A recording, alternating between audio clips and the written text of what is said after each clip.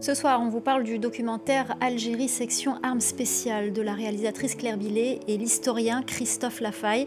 Cette enquête lève le voile sur une page méconnue de la guerre d'indépendance en Algérie, l'usage à grande échelle de gaz toxiques entre 1956 et 1962. On regarde ensemble un extrait, on en parle juste après avec la réalisatrice Claire Billet qui est avec nous ce soir.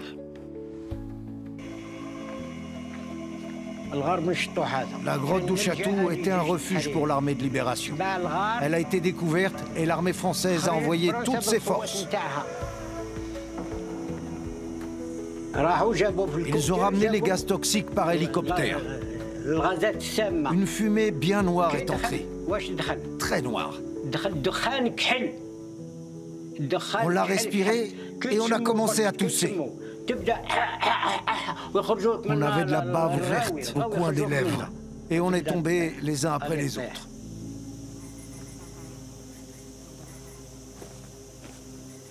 Je m'appelle Mohamed Labassi.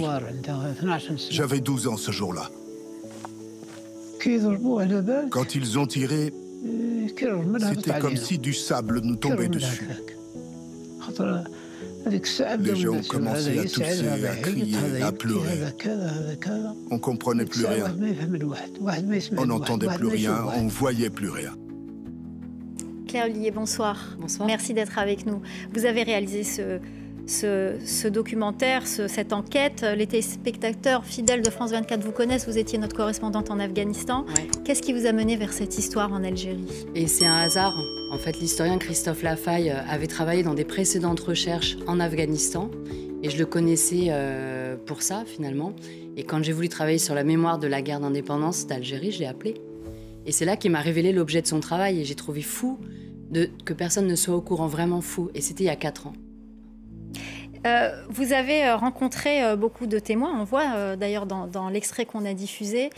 Quel est le témoignage qui vous a le plus marqué? Je pense Mohamed Ben Slimane Labassi, parce que donc ce monsieur qu'on voit dans l'extrait, qui a le turban, qui n'était pas retourné comme beaucoup d'autres depuis très longtemps, était très très ému. Et cette émotion-là, ces larmes-là, on ne les a pas filmées. Je pense, on a retrouvé les souffrances d'enfance en lui, et c'était terrible. Il n'avait que 12 ans, il le disait dans ce documentaire. Vous êtes aussi, ça se passe dans les Aurès, vous êtes aussi rendu en Kabylie, oui, dans le Djurdjura, oui, et recueillir des témoignages qu'on voit d'ailleurs dans votre enquête. Vous étiez parti interroger sur ces questions d'armes chimiques et on vous a parlé d'autre chose. Oui, en fait, au départ, dans le Djurdjura, quand on a fait le repérage avec une historienne, Safia Areski, moi je suis partie en Algérie en juin, l'année dernière, on avait rencontré un couple avec une femme, une moudjahida, qui devait témoigner pour le film. Et le temps qu'on réussisse à venir, qu'on ait les visas, elle était plus assez en forme pour témoigner. Voilà. Enfin, c'était pour dire qu'il devait y avoir une femme dans le film aussi. Mais quand on est arrivé dans le village d'Aït Mislayen, il y avait beaucoup de souffrance. Et c'est pas forcément la première chose dont les gens voulaient nous parler quand j'étais là. Dans une famille où je suis rentrée, il y a une femme qui était très, très, très, très émue aussi. Et un monsieur aussi qui a témoigné pour parler des viols qui avaient eu lieu dans le village par l'armée française. Donc ce que je veux dire, c'est que la question des violences coloniales, voilà, elle touche... il y a tout un panel, voilà, de violences. Alors, dans ce documentaire, vous donnez aussi la parole aux soldats français qui étaient et leur témoignage est extrêmement émouvant également. Comment vous pouvez décrire, notamment l'un d'entre eux qui demande aussi réparation, mais qui ne parvient pas à prouver qu'il est victime de ces armes chimiques lui-même? Oui, lui, il nous a dit, donc il a eu plus de 10 ans pour essayer d'obtenir une pension militaire, parce que les gens qu'il avait en face de lui, il explique, ne savaient pas ce qu'étaient ces gaz. Et comme c'était vraiment classé secret défense, les gens ne savaient pas, je veux dire même dans l'armée, visiblement. Mais il a réussi, au bout de 10 ans de bataille juridique, finalement. Et justement, pourquoi c'est si difficile? On croit comprendre, en regardant votre documentaire, que le travail de l'historien, de Christophe Lafaye, a été très compliqué. Qu'est-ce qui bloque? Pourquoi on n'arrive pas à avoir accès à ces archives sur les armes chimiques? Sur les armes chimiques, mais c'est les archives sur la guerre d'Algérie, et je pense pas uniquement sur la question des armes chimiques, mais il y a un amoncellement de lois La dernière étant la loi sur le terrorisme. Il y a une ouverture temporaire puis une refermeture. Les historiens se sont battus contre ça. Et la question donc de la classification du secret défense. Et Christophe Lafaye, ce qu'il a fait, c'est qu'il a dû se battre en permanence pour avoir accès à des documents. On parle de documents administratifs militaires qui sont conservés dans un endroit ou quelques endroits particuliers. Et on lui oppose des refus.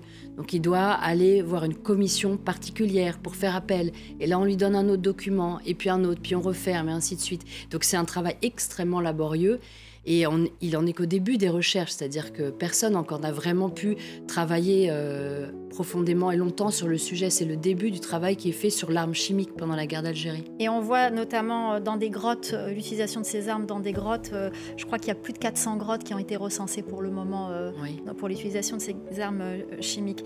Claire Billier, comment vous, en tant que réalisatrice de ce documentaire sur un pan de l'histoire, comment vous voyez cette crise diplomatique aujourd'hui entre Paris et Alger ? Est-ce que vous pensez que cette histoire est responsable aussi, le fait que ce soit difficile encore d'en parler, que ça envenime la situation? Oui, je pense que c'est les deux à la fois en fait. C'est-à-dire qu'à la fois, je pense qu'il faut qu'on dise l'histoire et que surtout on la connaisse tous des deux côtés de la Méditerranée, et je pense qu'en France on la connaît moins bien, et que ça infuse.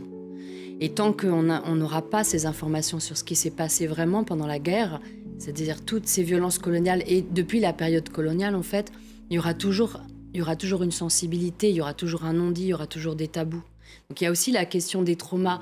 Aussi, moi, c'est un peu le cœur de mon travail, mais dans les familles, le silence, c'est-à-dire qu'il n'y a pas que le secret défense, il n'y a pas que la honte, parce que les armes chimiques ont été autorisées à plus haut niveau de l'État. Vous comprenez, c'est le gouvernement avec Bourges-Monory en 1956. Et une mise en place qui s'étale de 56 jusqu'à 60. Alors que la France avait signé le protocole de Genève. Tout à fait, le protocole de Genève entre nations civilisées. Voilà. Donc je pense qu'il faut que ça infuse, et je pense qu'en effet, forcément, quand on en parle, ça fait mal, c'est douloureux et ça crée des polémiques. Mais que ce soit maintenant ou avant, je ne suis pas sûre qu'il y aurait pas eu plus ou moins de polémiques, parce qu'il faut que ce soit dit, il faut que ça sorte. C'est toujours un moment douloureux. Et pourquoi ça semble si difficile ? Je pense que c'est difficile de regarder l'histoire en face. On a tous, partout dans le monde, un roman national. En Algérie aussi, hein. Et voilà, il y a les pages sombres qu'on n'aime pas regarder. Mais je pense que pour nous tous, c'est bien, enfin, c'est mieux pour nous en tant que peuple, en fait. Si on, en plus, se détache de ces questions de disputes politiques. Est-ce qu'il y a des projections de prévues ici, et en France et en Algérie ? Alors en Algérie, j'espère. On m'a déjà fait des propositions dans des festivals. Au FIGRA, le festival d'actualité du grand reportage du documentaire.